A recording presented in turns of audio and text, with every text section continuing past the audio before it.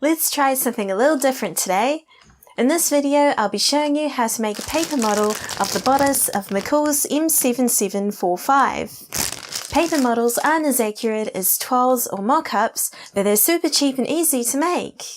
I use paper models on garments that don't need much adjustments and to help me choose the right size. There's no sewing required to make this model, so please give it a try. Here's the equipment that you'll need to make a paper model of the bodice of this dress.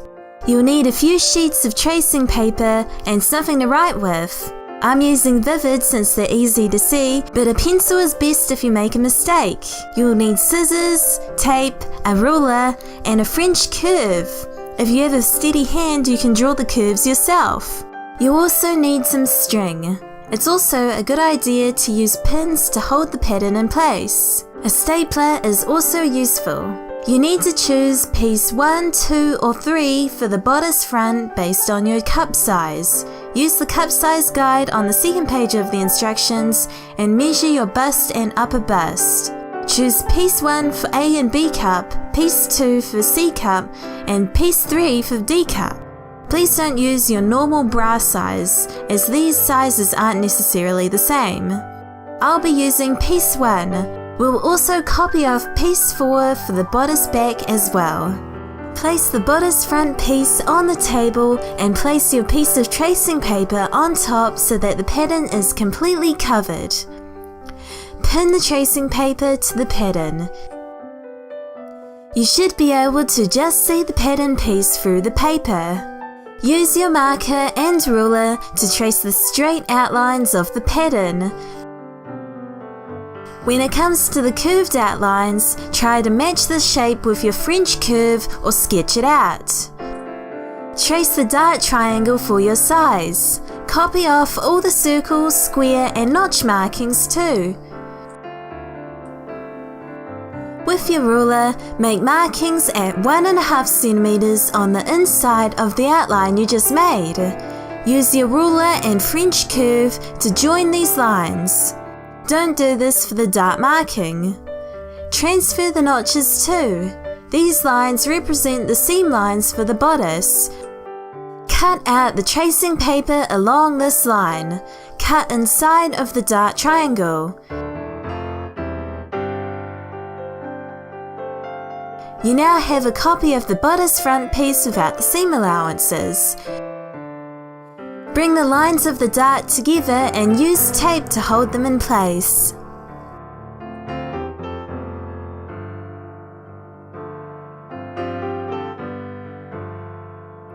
Grab another piece of tracing paper. Flip the pattern piece over and repeat the same process to make a mirror image of the bodice front.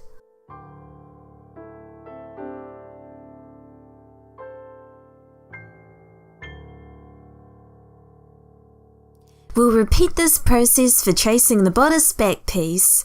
Pin the bodice back to 1/2 of the tracing paper. The centre back needs to be approximately in the middle. Trace off the outline of this pattern and all markings. Make a fold marking on the centre back side to help you identify it.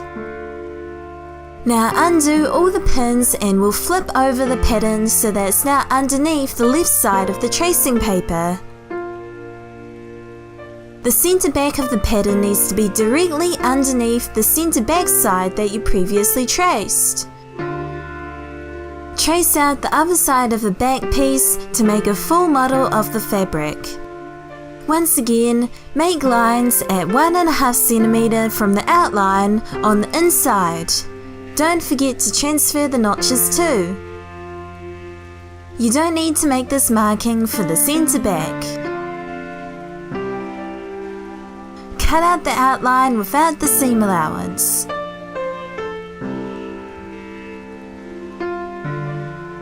Lay your copy of the bodice back on the table. Go ahead and lay the bodice front pieces next to it and match the double notch marking. This represents the side seam of the bodice. Use tape to hold these pieces together.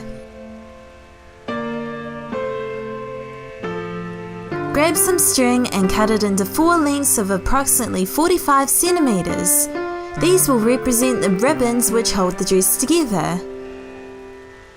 The strings need to be attached to the paper model on 4 of the small dot markings near the bottom edge. Place a string at each of the circle markings at the sharp point on the bodice front pieces. Try and staple the string, or you could thread it through the pattern and knot it in place.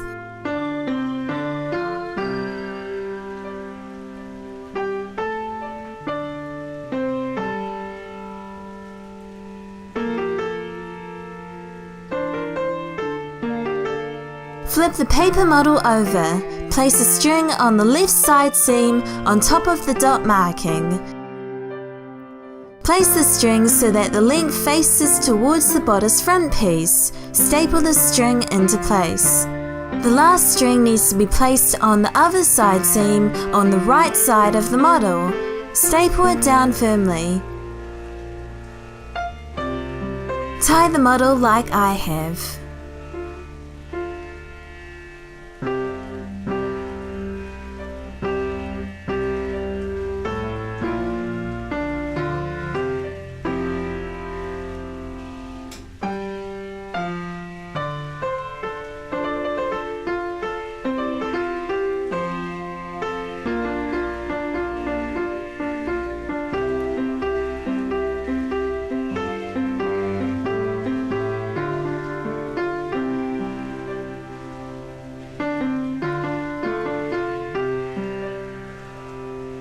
We also need to attach some strings to represent the straps.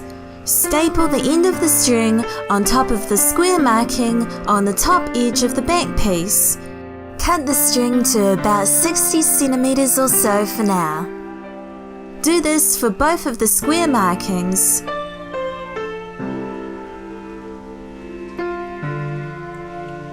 We're just about to try the model on, and we'll bring the string over the shoulders and to the top points on the bodice front piece.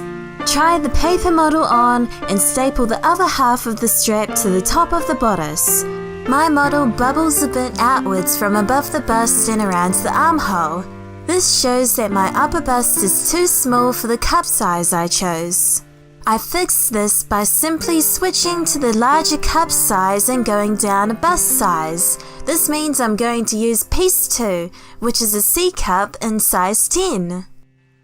If you have a look at the finished bust measurements, you can see that the bust is similar to what I did previously, but the upper and lower bust will be smaller.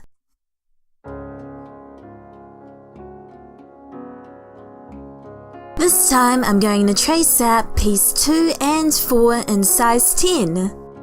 Size 12 fits great on me at the waist, so I'm going to grade up to this size at the side seams.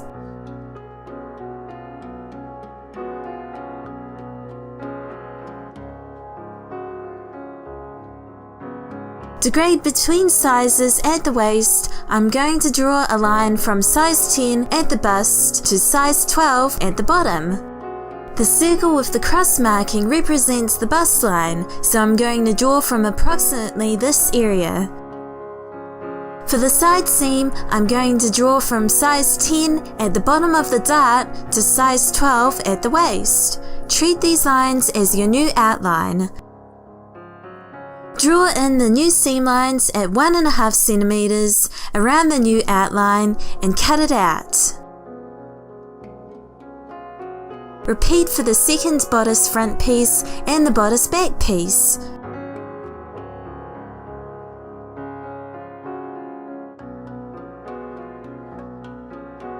Remake the entire paper model. The new model looks pretty good. The neckline is smooth and flat to my skin and is fitted around the bust and waist. I'm still going to take it in very slightly under the armpits because there's still some gaping there. I'm doing this by pinching the seam to get a good fit and stapling it a few times to make a new seam.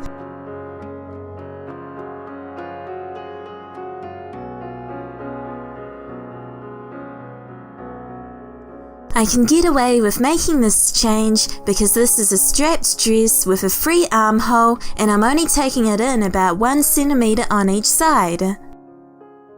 Draw a line down the staples. This will be the new seam line.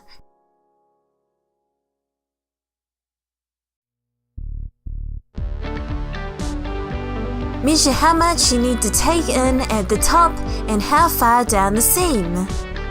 I'm now going to transfer all the changes I made to the model onto the proper pattern pieces. Just like with the model, I'm going to draw a line from size 10 at the bust to size 12 at the bottom.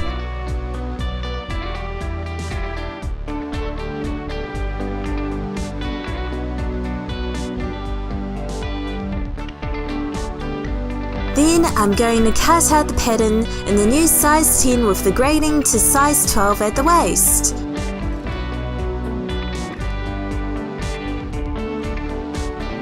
I'm now going to take in the bodice under the armhole. For me, I need to take it in by about half a centimeter at the armhole, and this will go about 5 centimeters down the side seam. Draw these markings onto the pattern, then make a line between them. Cut out this line or fold it over to finish the adjustment.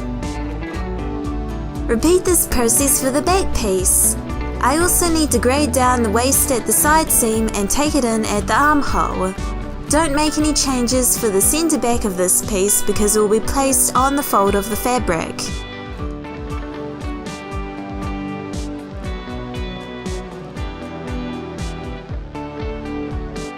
Cut out this piece too once you're done. Okay, we've made all the adjustments that we need to get a great fit for this dress. Now we can cut the main fabric. I hope you find that making paper models gets you a great fit for your garments in the future. Please let me know what you think in the comments. Please like and subscribe if you enjoyed this video. See you soon!